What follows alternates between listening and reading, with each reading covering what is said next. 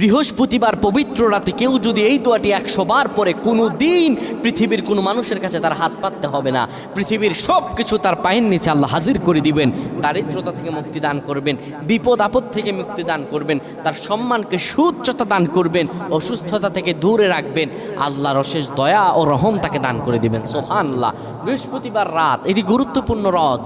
এই রাত সপ্তাহে একদিন আসে।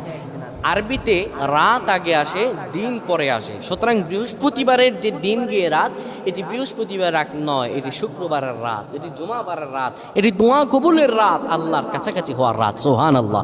এই বৃহস্পতিবার রাত আল্লাহ তাআলা বান্দার দোয়া কবুল করেন। কেউ যদি বৃহস্পতিবার রাতে ঈশা নামাজের পরে পবিত্র হয়ে ইয়া হাইয়ু ইয়া হাইয়ু ইয়া হাইয়ু ইয়া রফিয়ু ইয়া রফিয়ু ইয়া রফিয়ু এই দোয়াগুলো পড়তে পারে 100 বার, আল্লাহ রাব্বুল আলামিন তার